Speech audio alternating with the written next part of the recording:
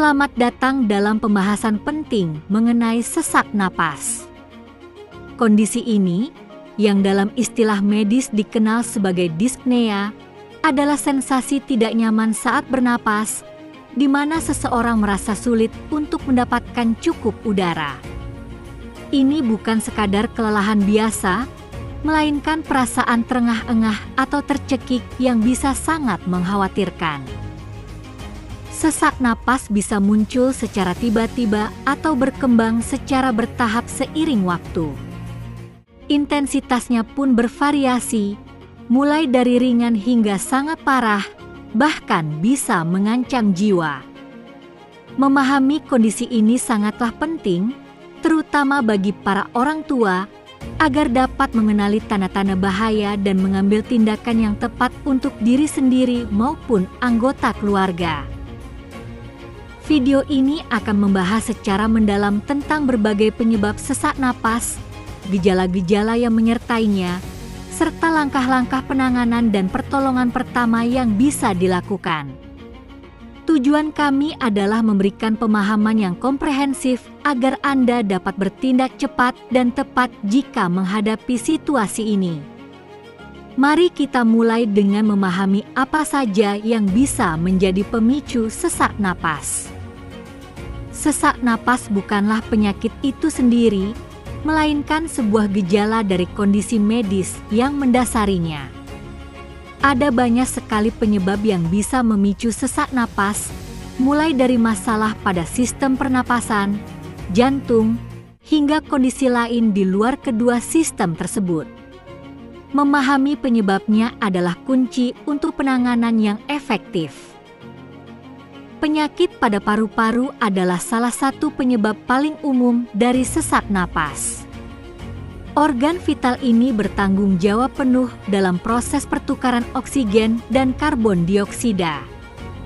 Jika ada gangguan pada paru-paru, otomatis proses pernapasan akan terganggu. Pertama, asma.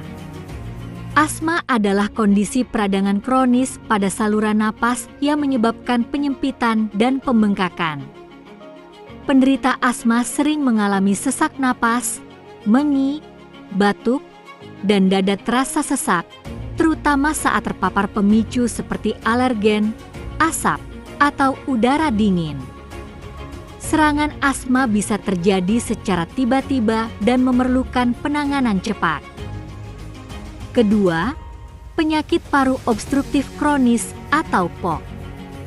POK adalah istilah umum untuk sekelompok penyakit paru-paru progresif, termasuk emfisema dan bronkitis kronis, yang menyebabkan aliran udara terhambat dari paru-paru. Kondisi ini sering disebabkan oleh paparan jangka panjang terhadap iritan, seperti asap rokok. Sesak napas pada POK cenderung memburuk seiring waktu dan sering disertai batuk kronis serta produksi dahak. Ketiga, pneumonia. Pneumonia adalah infeksi yang menyebabkan peradangan pada kantung udara di salah satu atau kedua paru-paru yang bisa terisi cairan atau nanah. Infeksi ini dapat disebabkan oleh bakteri, virus, atau jamur. Gejala pneumonia meliputi sesak napas, batuk berdahak, demam, dan menggigil. Tingkat keparahannya bervariasi, dari ringan hingga mengancam jiwa. Keempat, bronkitis. Bronkitis adalah peradangan pada saluran bronkial, yaitu saluran yang membawa udara ke dan dari paru-paru. Bronkitis akut sering disebabkan oleh infeksi virus dan biasanya membaik dalam beberapa minggu. Namun, bronkitis kronis adalah kondisi jangka panjang yang sering disebabkan oleh merokok dan dapat menyebabkan sesak napas persisten serta batuk berdahak.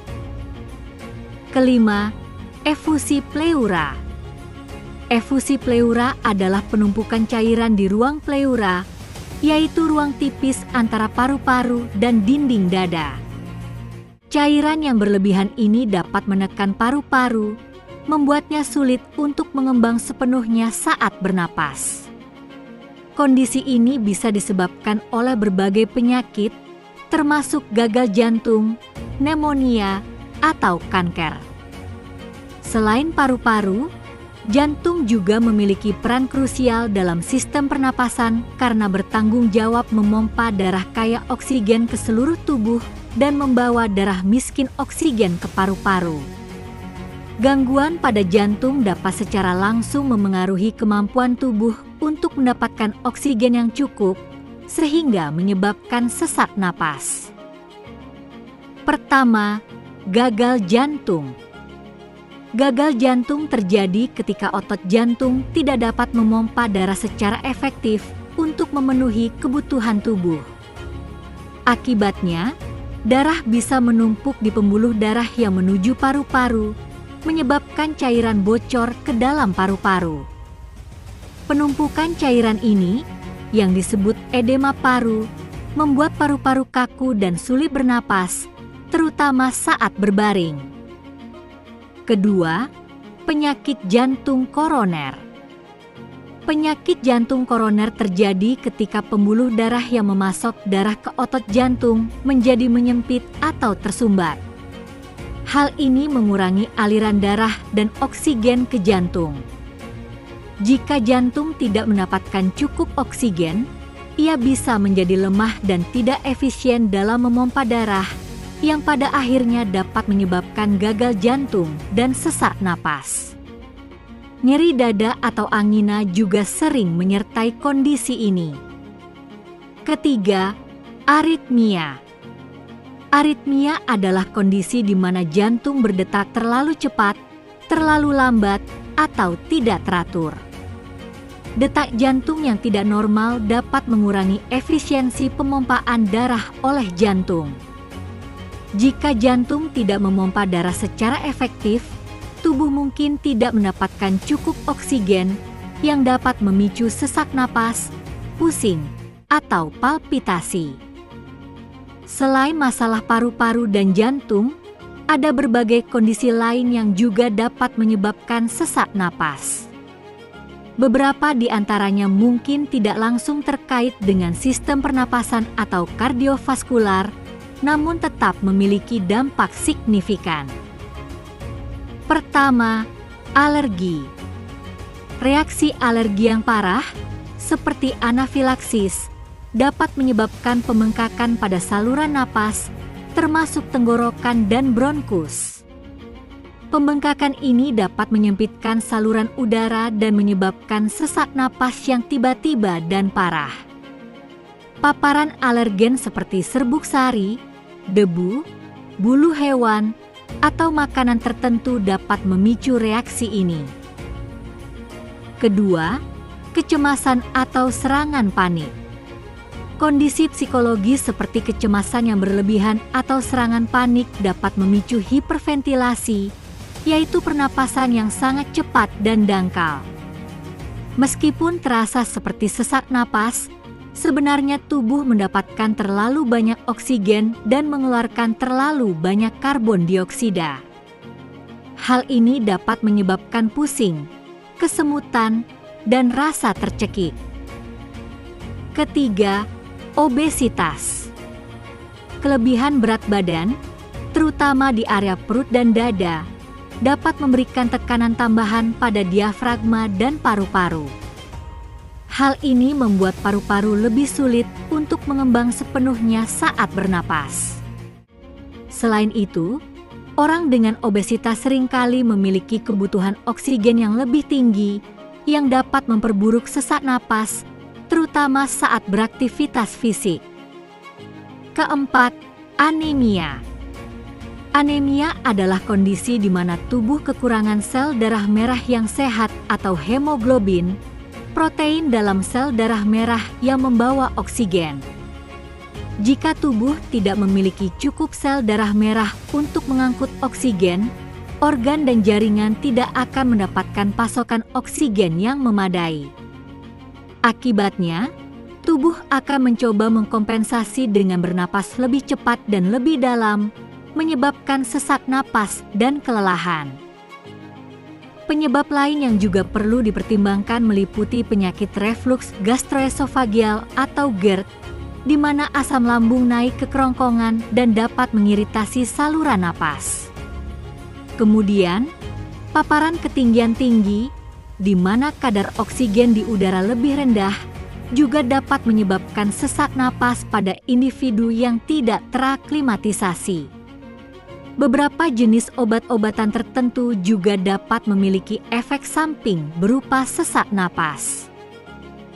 Mengingat beragamnya penyebab sesak napas, sangat penting untuk tidak melakukan diagnosis mandiri. Setiap kondisi memerlukan pendekatan penanganan yang berbeda. Oleh karena itu, diagnosis yang tepat dari tenaga medis profesional adalah langkah pertama yang krusial untuk mendapatkan perawatan yang sesuai dan efektif. Mengenali gejala sesak napas adalah langkah penting untuk dapat bertindak cepat dan mencari bantuan medis jika diperlukan. Gejala utama sesak napas adalah sensasi kesulitan bernapas itu sendiri, namun seringkali disertai dengan tanda-tanda lain yang dapat memberikan petunjuk tentang penyebabnya. Gejala utama sesak napas adalah pengalaman subjektif yang dirasakan oleh individu. Ini adalah inti dari kondisi dyspnea. Pertama, kesulitan bernapas. Ini bisa berarti merasa seperti tidak bisa menarik napas dalam-dalam atau merasa napas menjadi sangat dangkal dan cepat. Sensasi ini bisa muncul saat beraktivitas ringan atau bahkan saat istirahat. Kedua, rasa sesak di dada. Banyak penderita sesak napas melaporkan adanya tekanan atau berat di dada, seolah-olah ada sesuatu yang menekan atau mengikat. Rasa sesak ini bisa bervariasi intensitasnya, dari ringan hingga sangat menyakitkan. Ketiga, perasaan tidak mendapatkan cukup udara. Ini adalah sensasi yang sangat mengganggu, di mana seseorang merasa terengah-engah atau tercekik, seolah-olah paru-parunya tidak terisi penuh meskipun sudah berusaha bernapas. Perasaan ini seringkali memicu kepanikan. Selain gejala utama, sesak napas seringkali disertai dengan gejala tambahan yang dapat membantu dokter dalam mendiagnosis penyebabnya. Pertama, batuk. Batuk bisa kering atau berdahak dan seringkali merupakan respons tubuh untuk membersihkan saluran napas dari iritan atau lendir berlebih. Batuk yang disertai sesak napas sering terlihat pada kondisi seperti asma, bronkitis, pneumonia, atau POK. Kedua, mengi atau napas berbunyi. Mengi adalah suara siulan bernada tinggi yang terjadi saat udara melewati saluran napas yang menyempit. Ini adalah gejala khas asma dan POK, menunjukkan adanya penyempitan pada bronkus. Ketiga, pusing. Kurangnya oksigen ke otak atau ketidakseimbangan gas dalam darah akibat pernapasan yang tidak efektif dapat menyebabkan pusing atau kepala terasa ringan. Ini bisa menjadi tanda bahwa sesak napas sudah cukup parah. Keempat, kelelahan. Sesak napas yang kronis atau berulang dapat menyebabkan tubuh bekerja lebih keras untuk bernapas, yang pada akhirnya mengakibatkan kelelahan ekstrim. Bahkan aktivitas sehari-hari pun bisa terasa sangat melelahkan.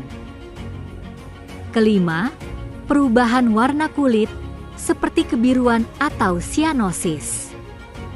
Sianosis adalah kondisi di mana kulit, bibir, atau ujung jari tampak kebiruan karena kurangnya oksigen dalam darah. Ini adalah tanda darurat medis yang menunjukkan bahwa tubuh tidak mendapatkan oksigen yang cukup dan memerlukan perhatian medis segera. Penting untuk diingat bahwa gejala sesak napas dapat bervariasi secara signifikan tergantung pada penyebab yang mendasarinya. Misalnya, sesak napas akibat asma mungkin datang dan pergi, sementara sesak napas akibat gagal jantung bisa memburuk saat berbaring. Oleh karena itu, perhatikan semua gejala yang menyertai dan sampaikan informasi ini secara detail kepada dokter Anda. Menghadapi sesak napas bisa menjadi pengalaman yang menakutkan, baik bagi penderita maupun orang di sekitarnya. Mengetahui langkah-langkah pertolongan pertama yang tepat dapat membantu menenangkan situasi dan mencegah kondisi memburuk sebelum bantuan medis tiba. Jika Anda atau seseorang di sekitar Anda mengalami sesak napas, ada beberapa langkah pertolongan pertama yang bisa dilakukan. Pertama, tenangkan diri. Panik dapat memperburuk sesak napas. Cobalah untuk tetap tenang dan fokus pada pernapasan. Jika Anda membantu orang lain, bicaralah dengan nada menenangkan dan yakinkan mereka. Kedua, ambil posisi duduk tegak atau bersandar. Posisi ini membantu membuka saluran napas dan memungkinkan paru-paru mengembang lebih mudah. Hindari berbaring telentang, karena ini dapat memperburuk sesak napas. Jika memungkinkan, duduklah di kursi dengan sandaran yang nyaman atau bersandar pada dinding. Ketiga, longgarkan pakaian yang ketat di sekitar dada atau leher. Pakaian yang ketat dapat membatasi gerakan dada dan membuat pernapasan lebih sulit. Longgarkan kancing kerah, dasi, atau bra untuk memberikan ruang bernapas yang lebih lega. Keempat, hindari aktivitas berat dan istirahat. Jangan memaksakan diri untuk bergerak atau melakukan aktivitas fisik saat sesak napas. Beristirahatlah sepenuhnya untuk mengurangi kebutuhan oksigen tubuh dan memungkinkan sistem pernapasan bekerja lebih efisien. Kelima, coba teknik pernapasan yang menenangkan. Pernapasan bibir mengerucut, di mana Anda menarik napas perlahan melalui hidung dan menghembuskannya perlahan melalui bibir yang mengerucut, dapat membantu memperlambat pernapasan dan membuat pertukaran udara lebih efektif. Meskipun beberapa kasus sesak napas mungkin ringan, ada tanda-tanda tertentu yang menunjukkan bahwa Anda memerlukan bantuan medis darurat. Jangan ragu untuk menghubungi layanan darurat atau segera pergi ke unit gawat darurat jika Anda mengalami hal-hal berikut. Pertama, sesak napas tiba-tiba dan parah. Jika sesak napas muncul secara mendadak dan sangat intens, terutama jika tidak ada riwayat kondisi pernapasan sebelumnya, ini adalah tanda bahaya. Kedua, sesak napas disertai nyeri dada. Nyeri dada yang menyertai sesak napas bisa menjadi indikasi serangan jantung atau kondisi serius lainnya yang memerlukan penanganan medis segera. Ketiga, kebiruan pada bibir atau ujung jari. Seperti yang telah disebutkan sebelumnya, sianosis adalah tanda bahwa tubuh tidak mendapatkan oksigen yang cukup.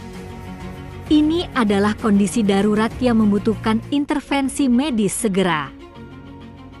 Keempat, kesulitan berbicara. Jika sesak napas begitu parah sehingga Anda tidak bisa berbicara dalam kalimat lengkap atau hanya bisa mengucapkan beberapa kata, ini menunjukkan tingkat keparahan yang tinggi. Kelima, sesak napas yang memburuk dengan cepat atau tidak membaik setelah beberapa menit istirahat.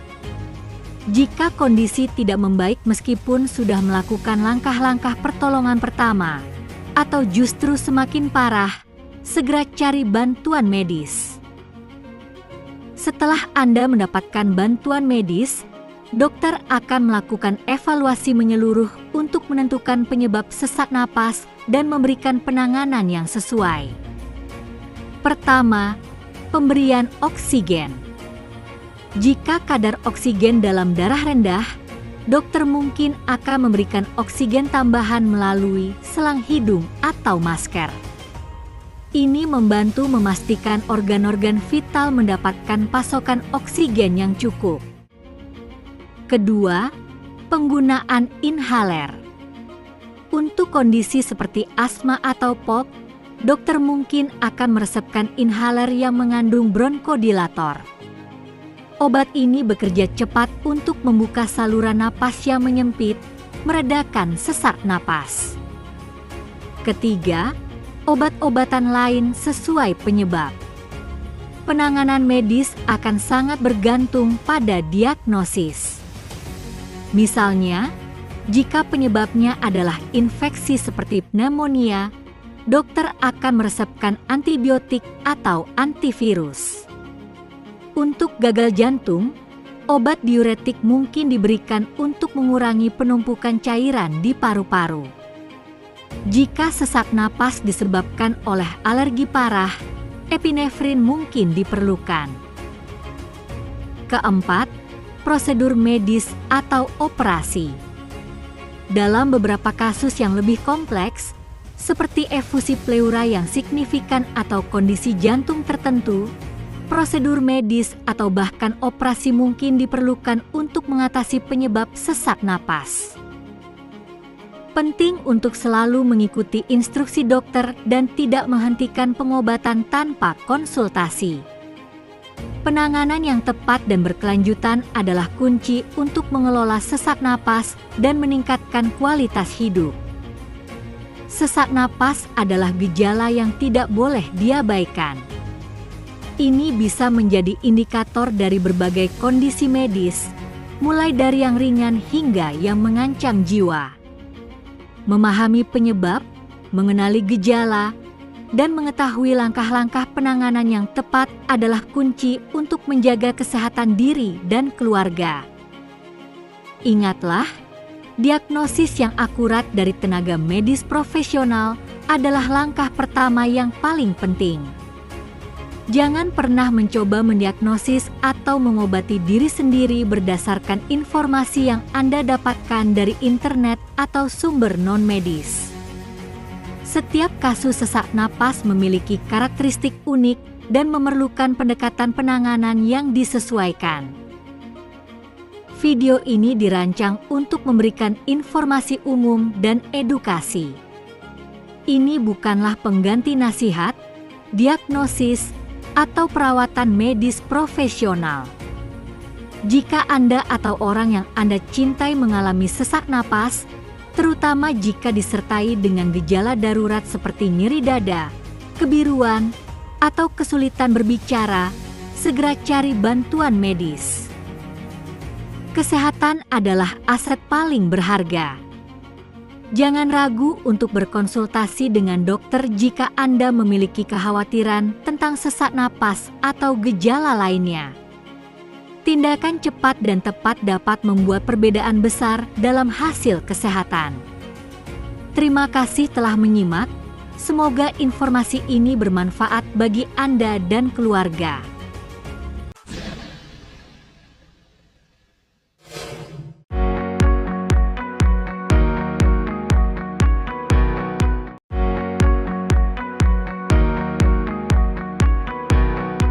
Tsunami adalah salah satu fenomena alam paling dahsyat yang dapat melanda wilayah pesisir. Istilah ini merujuk pada serangkaian gelombang laut raksasa yang memiliki kekuatan penghancur luar biasa. Gelombang ini bergerak dengan kecepatan tinggi dan dapat menyebabkan kerusakan masif saat mencapai daratan. Tsunami tidak seperti gelombang laut biasa yang disebabkan oleh angin. Gelombang ini terbentuk akibat gangguan besar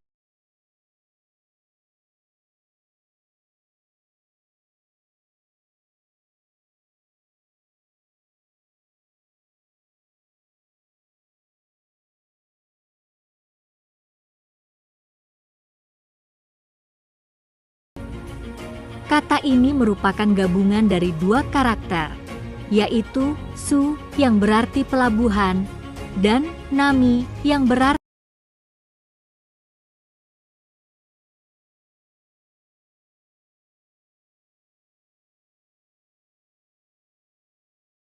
hanya berupa riak kecil di laut lepas. Namun, saat mencapai garis pantai, ketinggiannya dapat meningkat secara dramatis. Oleh karena itu, gelombang ini seringkali terlihat paling dahsyat dan merusak ketika tiba di pelabuhan atau wilayah pesisir. Penyebab utama tsunami adalah gempa bumi bawah laut. Gempa bumi ini harus memenuhi beberapa kondisi spesifik agar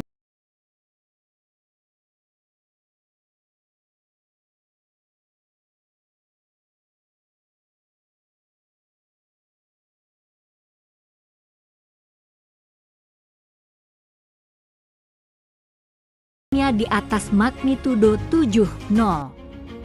Kekuatan ini menunjukkan energi yang dilepaskan sangat besar, cukup untuk menggerakkan dasar laut secara vertikal. Lokasi gempa juga krusial. Gempa pemicu tsunami sering terjadi di zona subduksi. Zona subduksi adalah area di mana satu lempeng tektonik bergerak dan menyelip di bawah lempeng tektonik lainnya. Pergerakan lempeng ini menyimpan energi yang sangat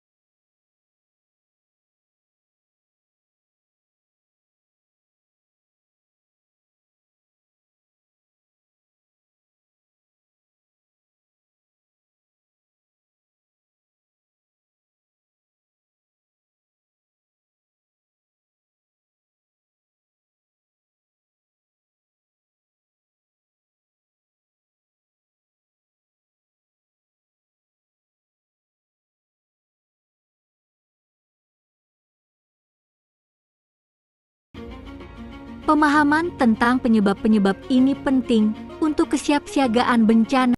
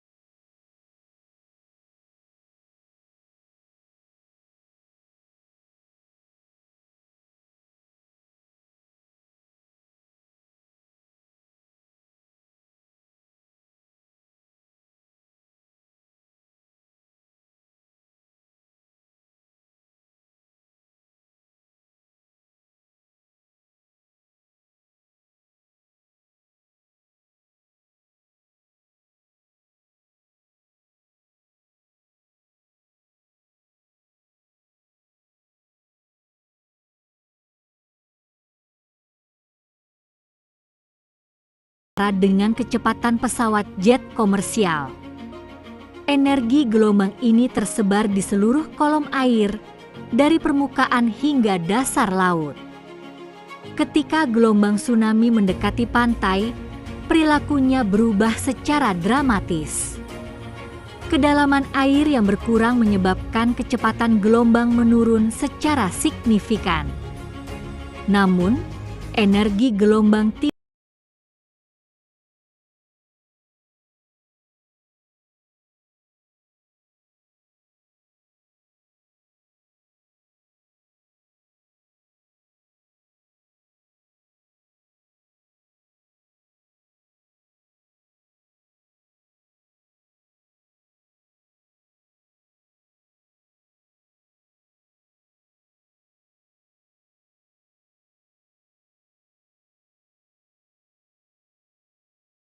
volume air yang masif dengan kekuatan yang menghancurkan. Kekuatan ini mampu menyapu bersih segala sesuatu yang ada di jalurnya. Dampak tsunami sangat merusak dan meluas, tidak hanya terbatas pada kerusakan fisik. Bencana ini meninggalkan jejak kehancuran yang mendalam pada lingkungan dan kehidupan manusia. Kerusakan fisik umum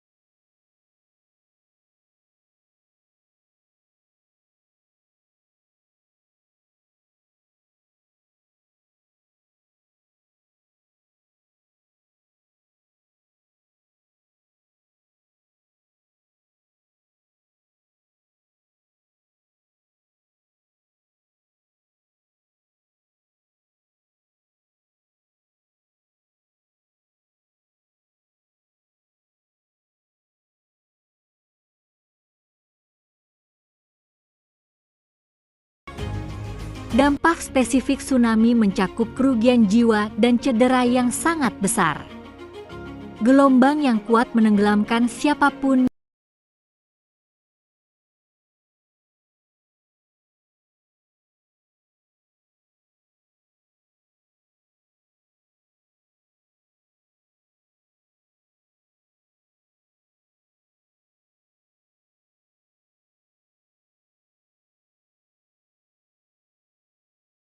hancur, kendaraan tersapu, dan seluruh harta benda hilang.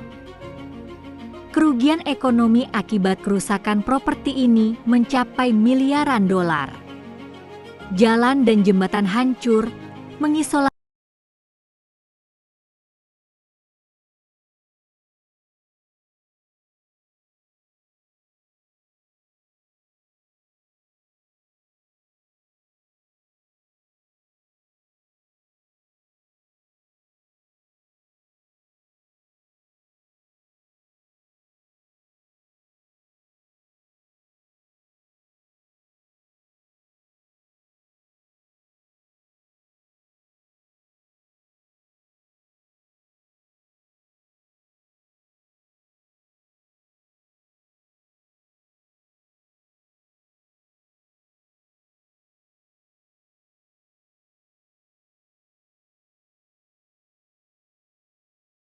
dan sebaliknya.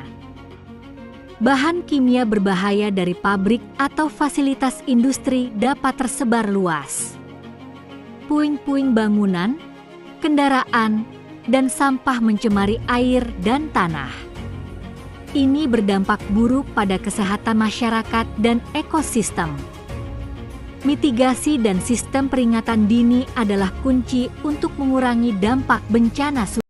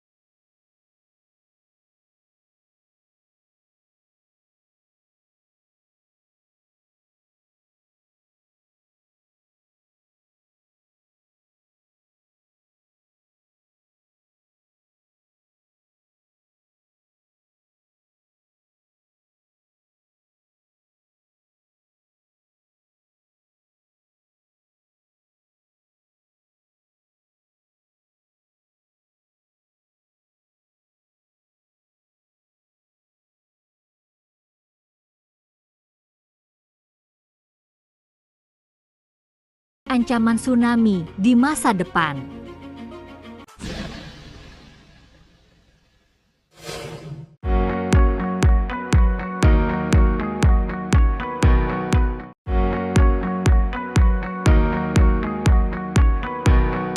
Di jantung kota tua Yerusalem berdiri sebuah struktur kuno yang menjadi saksi bisu ribuan tahun sejarah, keyakinan, dan ketahanan. Ini adalah tembok ratapan atau yang dikenal luas sebagai Western Wall. Bagi umat Yahudi di seluruh dunia, tempat ini memiliki makna spiritual yang tak terhingga. Tembok ini juga sering disebut dengan nama Ibraninya, Kotel, yang secara harfiah berarti tembok. Secara fisik, tembok ratapan adalah sisa-sisa dari tembok penopang raksasa. Struktur batu megah ini dulunya mengelilingi kompleks kuil kedua yang agung di Yerusalem. Keberadaannya bukan sekadar peninggalan arkeologis. Tembok ratapan adalah simbol hidup dari warisan spiritual dan sejarah yang mendalam bagi umat Yahudi. Tempat ini dihormati sebagai situs paling suci yang tersisa bagi umat Yahudi untuk berdoa. Disinilah mereka dapat merasakan kedekatan dengan masa lalu dan memanjatkan doa-doa mereka. Setiap batu pada tembok ini seolah menyimpan cerita, menjadi jembatan antara masa lalu yang gemilang dan harapan masa depan. Kisah tembok ratapan bermula pada abad pertama sebelum Masehi. Pada masa itu, Yerusalem sedang mengalami transformasi besar di bawah kepemimpinan Raja Herodes Agung. Herodes, seorang pembangun yang ambisius, memerintahkan pembangunan kembali kuil kedua. Proyek ini bertujuan untuk memperluas dan memperindah bait suci yang sudah ada. Kuil kedua ini sendiri dibangun di atas lokasi yang sangat sakral, yaitu tempat berdirinya kuil pertama. Kuil pertama telah dihancurkan oleh bangsa Babilonia pada tahun 586 sebelum Masehi. Visi Herodes adalah menciptakan kompleks kuil yang jauh lebih megah dan luas. Ia ingin menjadikan Yerusalem sebagai pusat keagamaan yang tak tertandingi di dunia kuno. Untuk mencapai tujuan ini, Herodes memperluas area kompleks kuil secara signifikan. Ia membangun platform raksasa di atas Bukit Bait Suci. Bagian integral dari proyek perluasan ini adalah pembangunan tembok penopang yang masif. Tembok-tembok ini dirancang untuk menopang platform kuil yang diperluas. Tujuan utama tembok penopang ini adalah untuk menciptakan area datar yang luas. Area ini akan menjadi halaman dan bangunan utama kuil di puncak Bukit Bait Suci. Dari seluruh struktur megah yang dibangun Herodes, tembok ratapan adalah bagian dari tembok penopang barat. Inilah satu-satunya bagian yang masih berdiri tegak hingga kini. Pada tahun 70 Masehi, Yerusalem mengalami salah satu peristiwa paling tragis dalam sejarahnya. Peristiwa ini mengubah wajah kota dan nasib umat Yahudi selamanya. Kuil kedua yang megah, hasil karya Herodes, dihancurkan secara brutal oleh bangsa Romawi. Penghancuran ini terjadi setelah pemberontakan Yahudi yang gagal melawan kekuasaan Romawi. Kehancuran kuil kedua adalah pukulan telak bagi identitas dan praktik keagamaan Yahudi. Ini menandai dimulainya diaspora Yahudi yang panjang. Meskipun kuil itu sendiri rata dengan tanah, sebagian dari tembok penopang baratnya tetap berdiri. Tembok ini menjadi satu-satunya saksi bisu dari kemegahan yang telah hilang. Selama berabad-abad setelah kehancuran, tembok ini menjadi tempat berkumpul bagi umat Yahudi. Mereka datang dari berbagai penjuru dunia untuk mengenang masa lalu. Disinilah mereka melakukan aktivitas berkabung atas kehancuran kuil yang suci. Mereka juga memanjatkan doa-doa penuh harapan untuk pemulihan dan penebusan. Umat Yahudi datang ke tembok ini untuk mengekspresikan kesedihan mendalam mereka. Mereka meratapi nasib yang menimpa bangsa mereka dan memohon belas kasihan kepada Tuhan. Dari praktik inilah nama tembok ratapan berasal. Nama ini mencerminkan tradisi panjang umat Yahudi yang datang untuk meratap dan berdoa di hadapan sisa-sisa kuil mereka. Sepanjang sejarahnya yang panjang, tembok ratapan telah berada di bawah kendali berbagai penguasa. Setiap penguasa meninggalkan jejaknya pada akses dan penggunaan situs ini. Di antara penguasa-penguasa tersebut adalah Kekaisaran Romawi, Kekaisaran Bizantium, berbagai dinasti Muslim, dan tentara salib. Setiap periode membawa tantangan dan perubahan. Di bawah pemerintahan Muslim, umat Yahudi umumnya diizinkan untuk mengunjungi tembok ratapan. Ini menunjukkan adanya tingkat toleransi tertentu pada masa itu. Namun, izin ini seringkali disertai dengan batasan-batasan tertentu. Umat Yahudi tidak selalu diizinkan untuk berdoa di sana secara terbuka atau dengan bebas. Akses ke tembok seringkali dibatasi oleh ruang yang sempit. Area di depan tembok seringkali digunakan untuk keperluan lain, seperti pemukiman atau tempat pembuangan sampah. Meskipun demikian, tembok ratapan tetap menjadi titik fokus bagi umat Yahudi. Mereka terus berupaya untuk mempertahankan koneksi mereka dengan situs suci ini. Peristiwa krusial yang mengubah status tembok ratapan terjadi setelah Perang 6 Hari pada tahun 1967. Perang ini memiliki dampak besar pada geografi politik Yerusalem. Dalam konflik tersebut, Yerusalem Timur, termasuk tembok ratapan, jatuh ke tangan Israel. Ini menandai perubahan signifikan dalam kendali atas situs suci tersebut. Sejak saat itu, tembok ratapan telah menjadi tempat yang terbuka bagi semua orang untuk berdoa. Tidak hanya bagi umat Yahudi, tetapi juga bagi pengunjung dari berbagai latar belakang. Pemerintah Israel segera melakukan perluasan area di depan tembok. Perluasan ini bertujuan untuk menampung lebih banyak pengunjung dan peziarah yang datang. Area yang dulunya sempit dan terbatas kini menjadi plaza yang luas. Plaza ini dapat menampung ribuan orang yang datang untuk berdoa dan berkunjung. Saat ini, tembok ratapan telah menjadi pusat kehidupan keagamaan Yahudi yang dinamis. Ini adalah tempat di mana tradisi kuno bertemu dengan praktik modern. Ribuan doa dan harapan dipanjatkan di sini setiap hari. Tembok ini menjadi saksi bisu dari kelangsungan iman dan budaya Yahudi. Saat ini, tembok ratapan adalah simbol penting bagi identitas Yahudi dan sejarah mereka yang kaya. Ini adalah pengingat akan masa lalu yang gemilang dan perjuangan yang panjang. Setiap tahun, jutaan orang dari seluruh dunia mengunjungi tempat suci ini. Mereka datang dari berbagai latar belakang dan keyakinan, mencari koneksi spiritual. Tujuan kunjungan mereka beragam. Banyak yang datang untuk berdoa, menempatkan catatan doa di antara celah-celah batu kuno. Ada pula yang datang untuk merenung, mencari kedamaian dan inspirasi di hadapan tembok yang penuh sejarah ini. Mereka merasakan koneksi mendalam dengan sejarah dan iman mereka. Tembok ratapan terus memainkan peran berkelanjutan sebagai tempat yang penting dan bermakna bagi umat Yahudi. Ini adalah jangkar spiritual bagi komunitas global mereka. Lebih dari sekadar tumpukan batu, tembok ratapan adalah saksi bisu dari sejarah panjang dan kompleks Yerusalem. Ini adalah monumen hidup bagi ketahanan dan harapan. Keberadaannya mengingatkan kita akan kekuatan iman dan pentingnya melestarikan warisan budaya. Tembok ratapan akan terus berdiri sebagai mercusuar spiritual bagi generasi mendatang.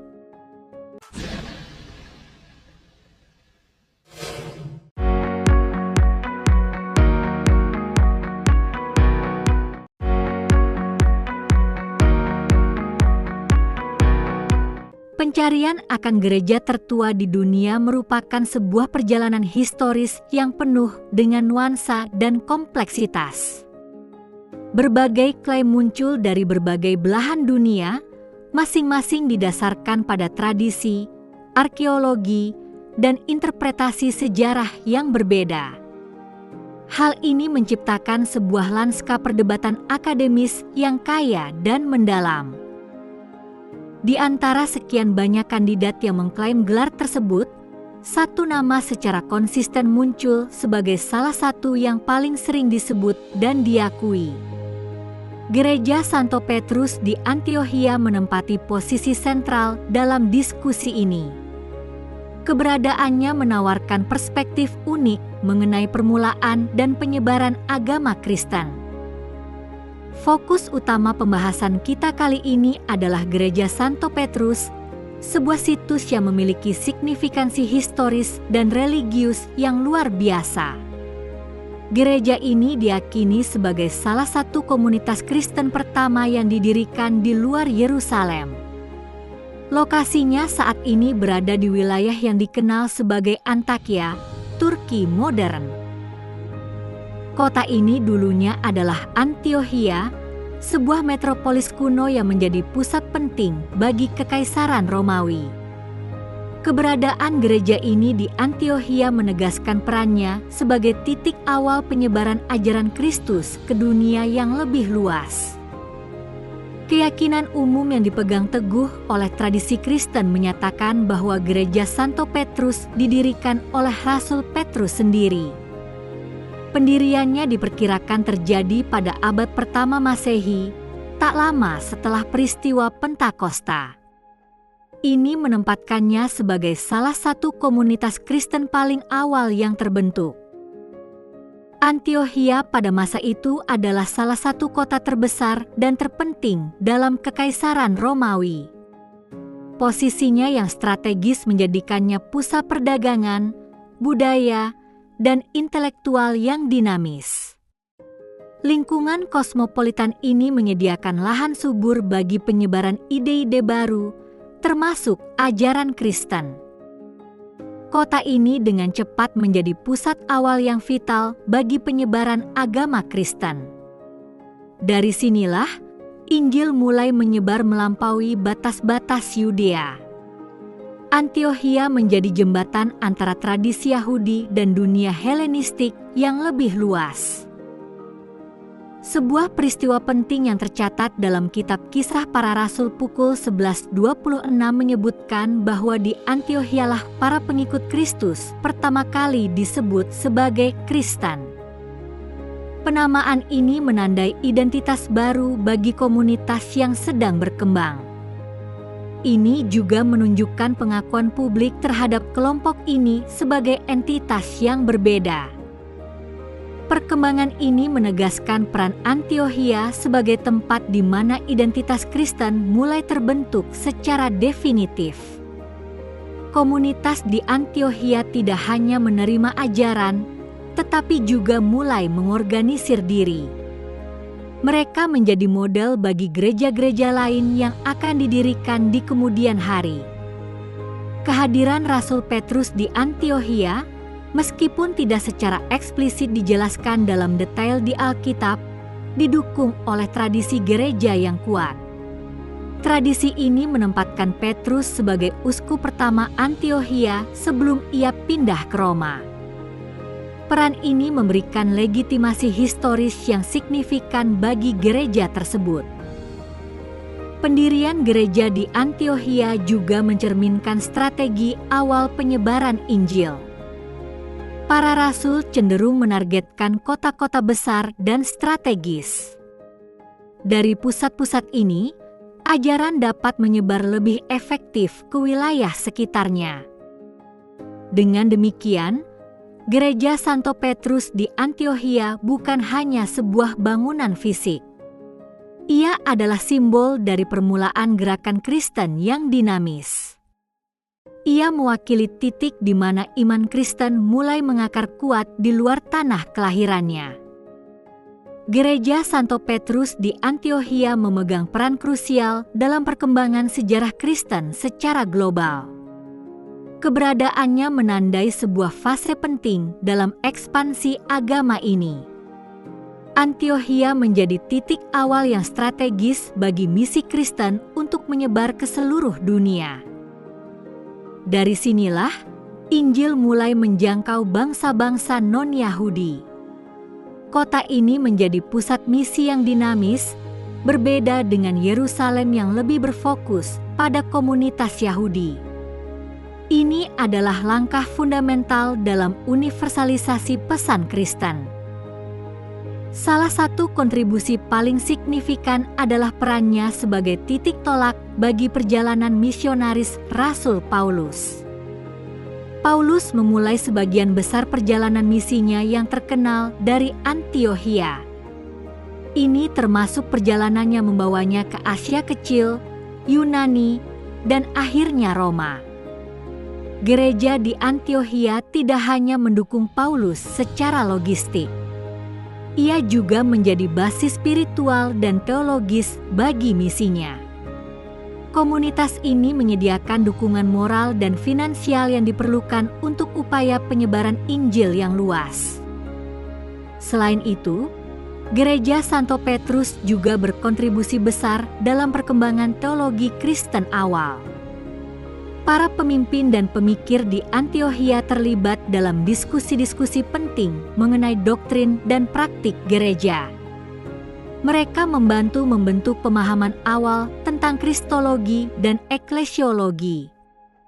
Antiokhia menjadi tempat di mana isu-isu penting seperti penerimaan orang non-Yahudi ke dalam gereja dibahas secara mendalam. Perdebatan ini, yang tercatat dalam Kisah Para Rasul, menunjukkan peran sentral Antiokhia dalam membentuk identitas Kristen yang inklusif. Keputusan yang diambil di Antiokhia memiliki dampak jangka panjang pada arah gereja. Peran gereja ini dalam penyebaran Injil ke berbagai wilayah tidak dapat diremehkan.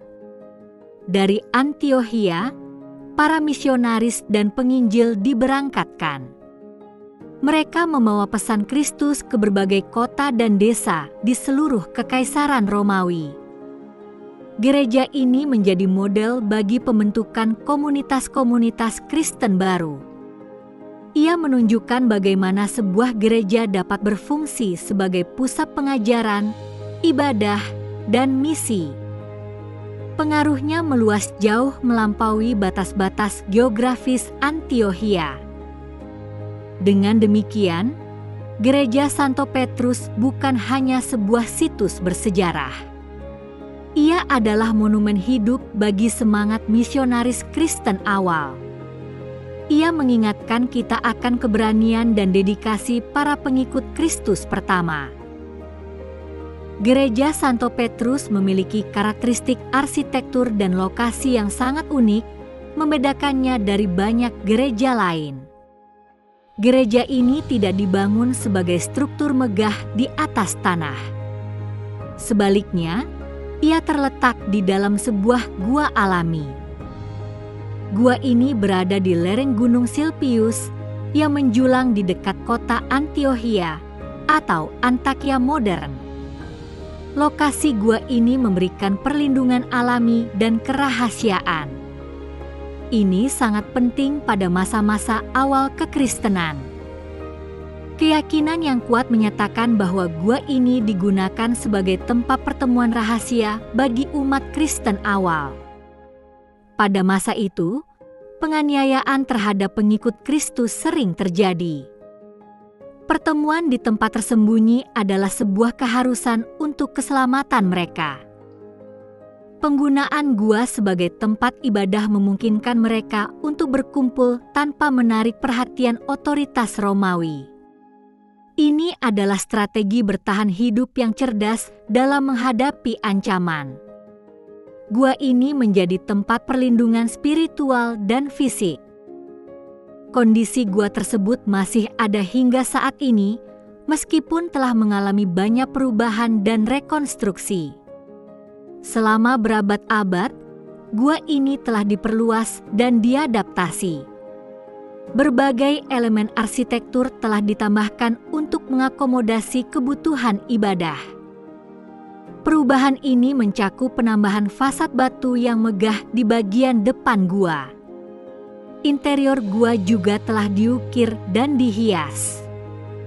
Ini mengubahnya dari gua alami menjadi sebuah ruang ibadah yang lebih formal. Meskipun demikian, esensi gua sebagai tempat perlindungan awal tetap terasa. Struktur aslinya masih menjadi bagian integral dari gereja yang ada sekarang. Ini memberikan koneksi langsung ke masa lalu yang jauh. Saat ini, Gereja Santo Petrus tetap menjadi tempat ziarah penting bagi umat Kristen dari seluruh dunia. Ribuan peziarah datang setiap tahun untuk merasakan atmosfer historisnya. Mereka datang untuk merenungkan permulaan iman mereka. Situs ini menjadi pengingat nyata akan tantangan yang dihadapi oleh umat Kristen awal. Ia juga menjadi bukti ketekunan iman mereka. Keunikan lokasinya menambah kedalaman spiritual bagi para pengunjung. Gua ini bukan hanya sebuah situs arkeologi. Ia adalah sebuah ruang sakral yang terus berfungsi. Ia menjadi jembatan antara masa lalu dan masa kini. Penting untuk dicatat bahwa klaim gereja tertua di dunia seringkali diperdebatkan di kalangan sejarawan dan teolog. Tidak ada konsensus tunggal mengenai gelar ini. Hal ini disebabkan oleh berbagai definisi dan kriteria yang digunakan.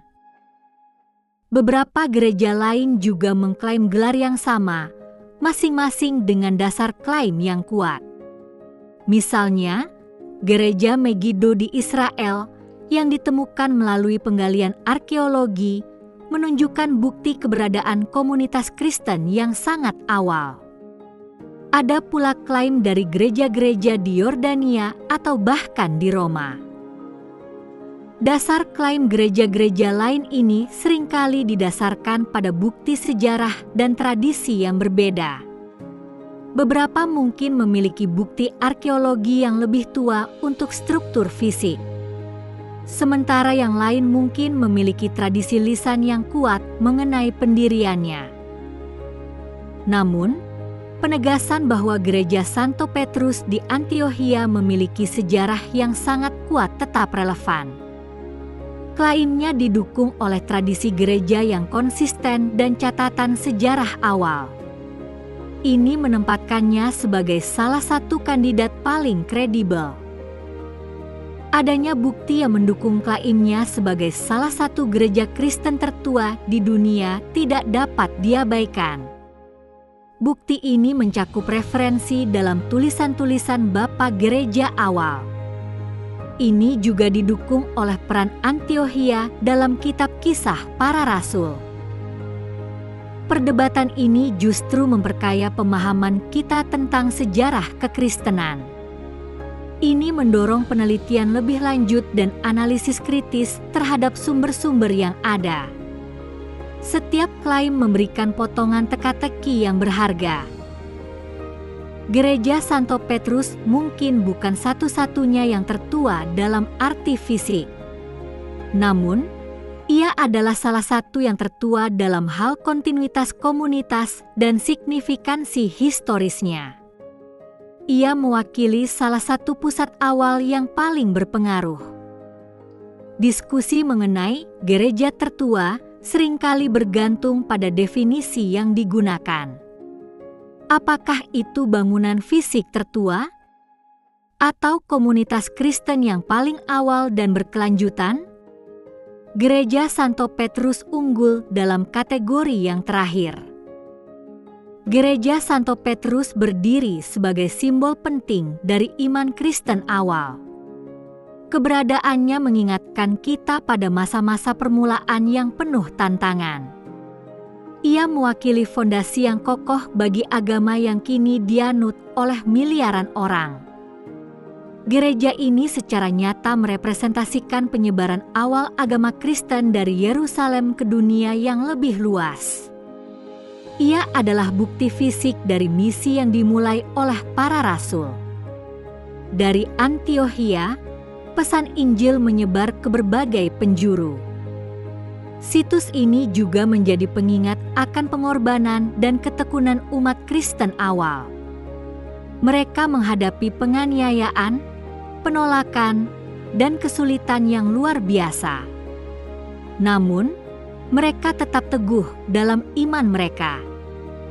Kisah Gereja Santo Petrus adalah kisah tentang keberanian dalam menghadapi ancaman. Ini adalah kisah tentang bagaimana sebuah komunitas kecil dapat tumbuh menjadi gerakan global. Ia mengajarkan kita tentang ketahanan iman. Meskipun telah mengalami banyak perubahan dan tantangan sepanjang sejarahnya, gereja ini tetap menjadi tempat yang penting. Ia terus berfungsi sebagai situs ibadah dan ziarah. Ia menarik umat Kristen dari berbagai latar belakang. Keberadaannya hingga kini adalah bukti nyata dari warisan yang tak lekang oleh waktu. Gereja Santo Petrus bukan hanya sebuah peninggalan masa lalu. Ia adalah sebuah entitas hidup yang terus menginspirasi. Ia mengingatkan kita akan akar-akar iman Kristen yang dalam. Ia mendorong kita untuk merenungkan perjalanan panjang agama ini. Gereja Santo Petrus adalah sebuah mercusuar sejarah dan spiritual. Ia mengajarkan kita tentang pentingnya komunitas, misi, dan ketahanan dalam menghadapi kesulitan. Warisannya terus relevan bagi umat Kristen di seluruh dunia. Ia adalah saksi bisu dari permulaan sebuah gerakan yang mengubah dunia.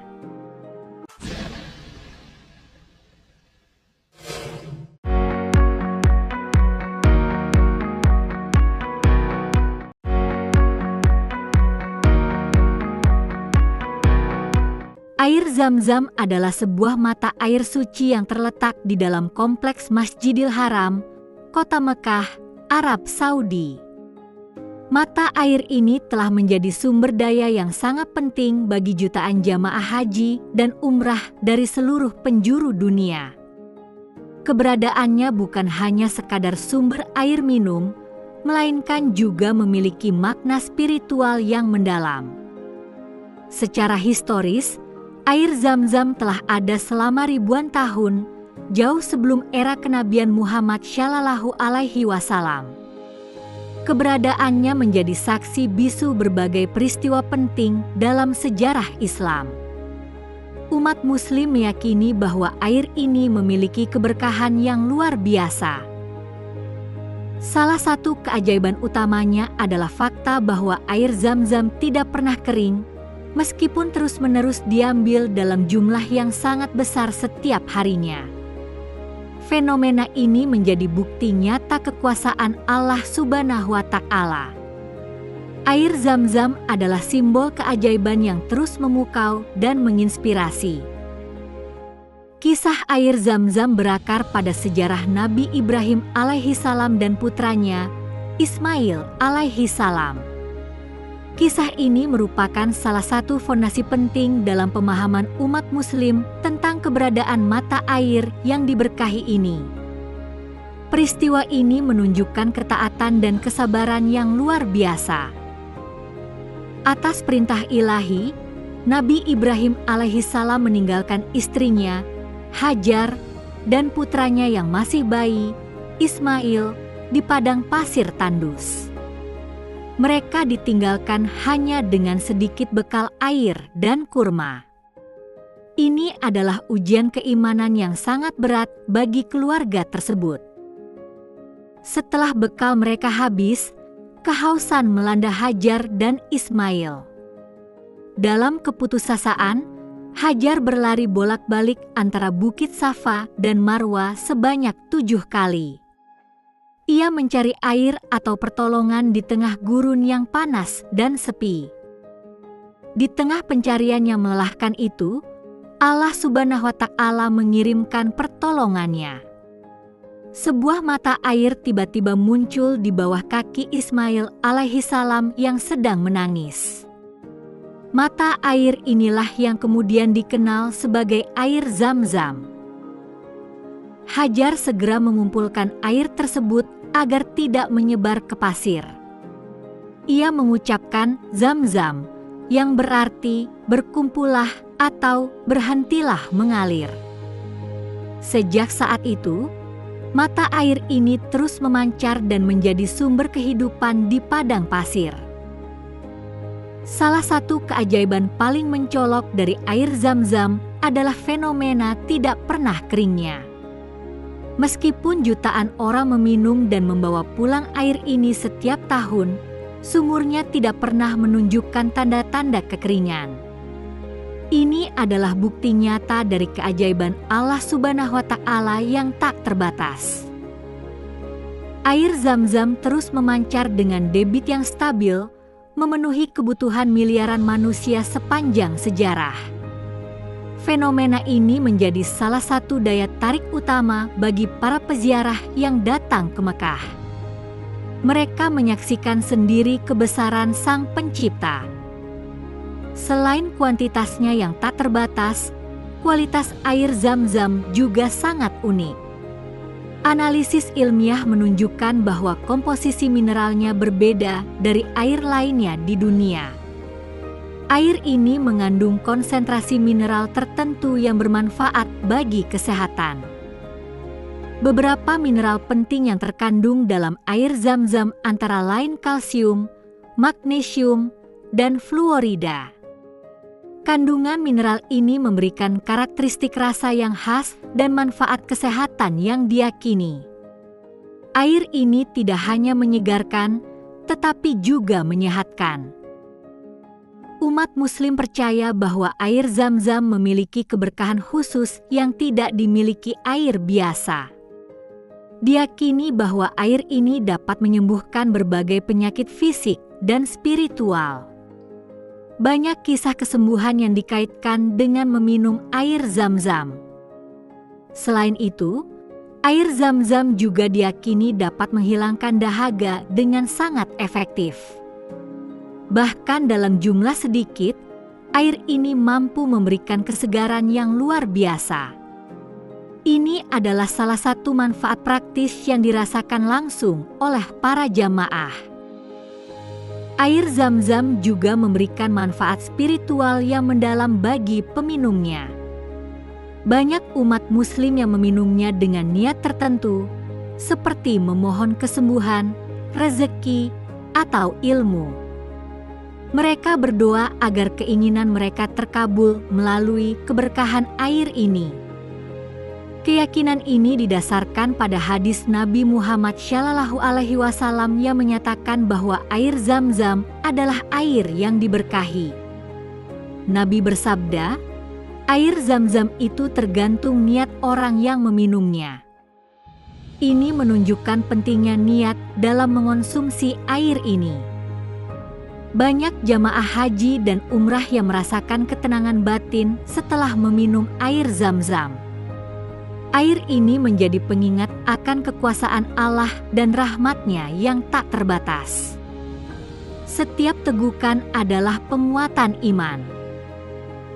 Keberadaan air Zam-Zam juga menjadi simbol ketahanan dan keajaiban di tengah gurun pasir.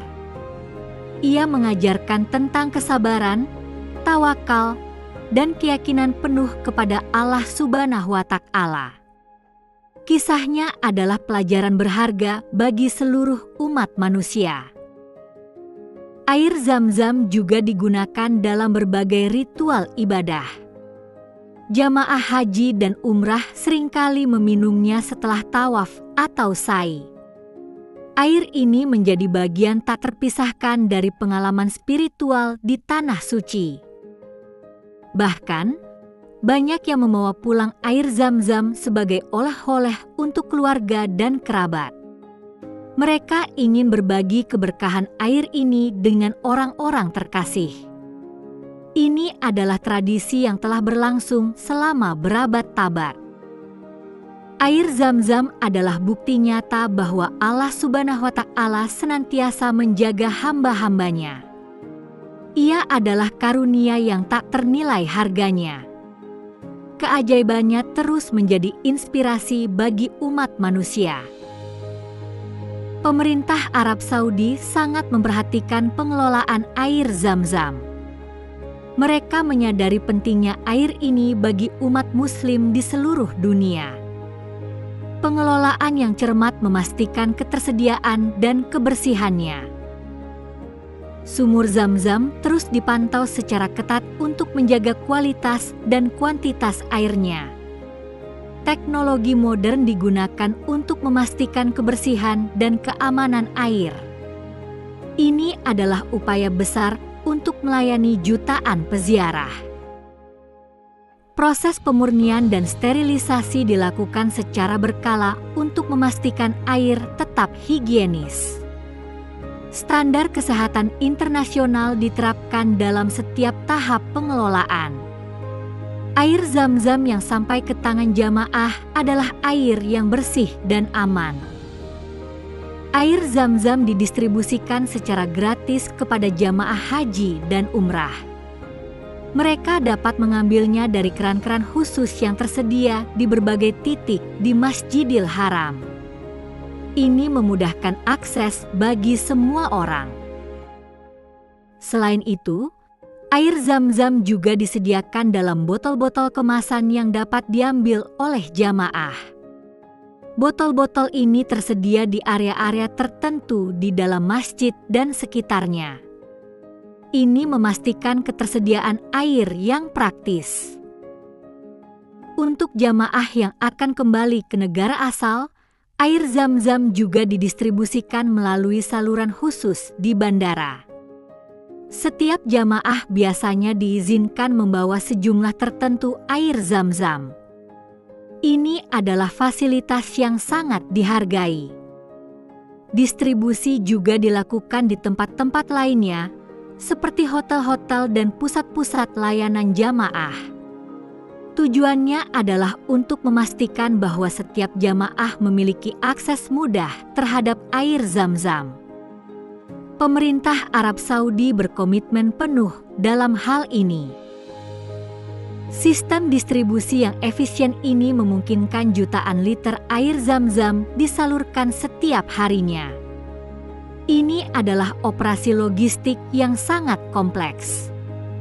Namun, semua dilakukan demi kenyamanan dan keberkahan jamaah. Pengelolaan yang profesional ini menunjukkan komitmen Kerajaan Arab Saudi dalam melayani dua tanah suci. Mereka berupaya menjaga warisan suci ini untuk generasi mendatang.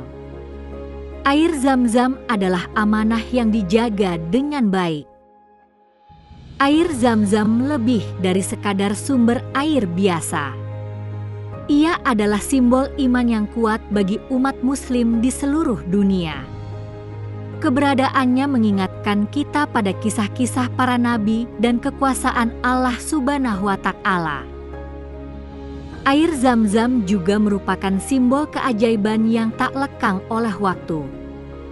Fenomena tidak pernah keringnya adalah bukti nyata kebesaran Sang Pencipta. Ini adalah mukjizat yang dapat disaksikan langsung. Lebih dari itu, air Zam-Zam adalah simbol keberkahan dalam Islam. Ia membawa manfaat spiritual dan fisik bagi siapa saja yang meminumnya dengan niat yang tulus. Keberkahannya dirasakan oleh jutaan orang. Keajaiban air yang tidak pernah kering ini terus memukau para ilmuwan dan masyarakat umum. Ia menginspirasi jutaan orang di seluruh dunia untuk merenungkan kekuasaan ilahi. Air Zam-Zam adalah fenomena yang luar biasa. Kisah dan keberadaan air Zam-Zam memperkuat keyakinan umat Muslim akan kekuasaan Allah Subhanahu wa Ta'ala yang tak terbatas. Ia menunjukkan bahwa tidak ada yang mustahil baginya. Ini adalah pelajaran tentang keimanan. Air Zam-Zam juga menjadi pengingat akan rahmat Allah Subhanahu wa Ta'ala yang senantiasa tercurah kepada hamba-hambanya. Ia adalah karunia yang diberikan sebagai bentuk kasih sayangnya. Kita patut bersyukur atas anugerah ini. Semoga kita semua dapat mengambil pelajaran dari keajaiban air Zam-Zam. Semoga kita senantiasa memperkuat iman dan ketaatan kita kepada Allah Subhanahu wa Ta'ala. Air Zam-Zam adalah pengingat abadi akan kebesaran-Nya.